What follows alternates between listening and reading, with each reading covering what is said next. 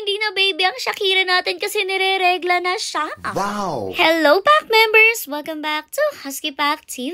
Na-miss na naman nga ang Pack members natin, kaya naman for today's video, sila na muna ulit ang bida. Yes, buong video ito makikita nyo ang kakulitan nila. Hindi na rin kasi talaga namin sila masyadong naipakita ng lahat. Dahil nyo naman, wala talagang gaanong ganap sa kanila. Usually, kung ano lang yung routine nila everyday, ayun lang yung ginagawa nila. Tapos nananawa na nga kayo makita lang silang lalabas, papasok, kakain, ganyan. Kaya naman wala na kaming may video gaano sa kanila. Kaya heto, kamustahin na lang natin silang lahat. Alam nyo ba, honestly guys, medyo naninibago pa rin talaga kami na wala na ang cyber natin. At sigurado nga na hindi lang talaga kami nag-a-adjust kasi kahit itong si Malia, nahihirapan na rin siya sigurado na wala na ang kanyang mama cyber na lagi niyang kasama. But still, talagang nakakatuwa pa rin na hindi naman nawawalan talaga ng gana si Malia, or kumbaga ganun pa rin siya ka-energetic at kakulit. Kumbaga nakakatuwa lang din talaga at nagpapasalamat na lang rin nga kami na hindi naman siya na-stress man lang sa nangyari. Anyways, sa tanong iba natin Pack members, ay nako, talagang napaka-hyper. Lalong-lalo na nga yung mga females natin na nandito sa second floor. Paano ba naman kasi naghihintay na nga sila na sila yung lumabas kasi na nga mga oras na to, mga males na yung nasa labas at sila na yung sunod. Kapag nga ganito ay nako, talagang asahan nyo, nag-iingay na sila at nakikiramdam na kung magpapasok na ba ang mga males natin. Lalo na nga at kapag nagbibigay na ng tubig itong si Kuya Edmar nyo, nako, alam na nila yan at nagwawala na sila kasi ibig sabihin nun, papasok na ang mga males at naghahanda na si Kuya Edmar nyo ng tubig na inumin ng mga male natin pagpasok nila. Ganyan katalino ang Pack members natin. Actually, lahat naman talaga ng mga doggies matalino. Basta alam nila nagbibigay na ng tubig na para sa mga males ay nagkakagulo na sila at excited ng tumakbo papunta sa kanilang off-leash area. Yan kasi talaga yung pinakahihintay nila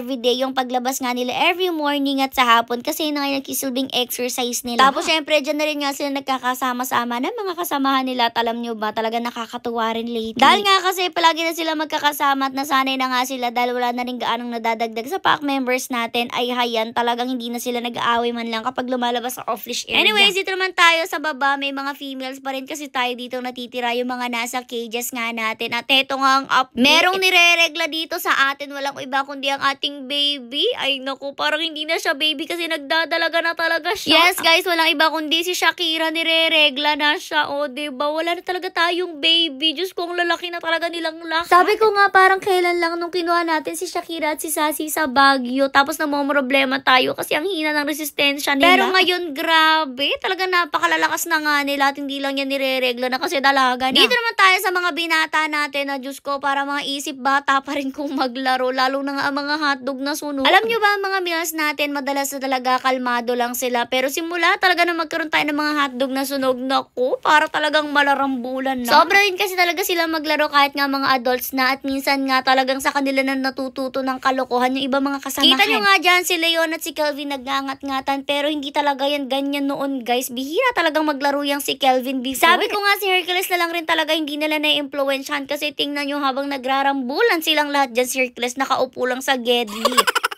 Dito rin nga pala sa mga male natin, medyo napapagod talaga magsaway si Kuya Sermenyo kasi grabe talaga ang energy nila to the highest level every day. Pero okay lang naman yan at tinahayaan naman natin sila kasi nga yan na talaga yung way nila para mailabas nga po yung kanilang allergy na talagang kinimkim nila at itinago nila maghapon. Nilalabas rin nga nila yan lalo na kapag nakikita nila ang mother nila, ay talagang for the akyat, talagang nakasando pa si mother kaya nakakalmot-kalmot siya dyan. At ayun nga, kitang-kita nyo na kung gano'n na sila kasayahin at healthy talaga.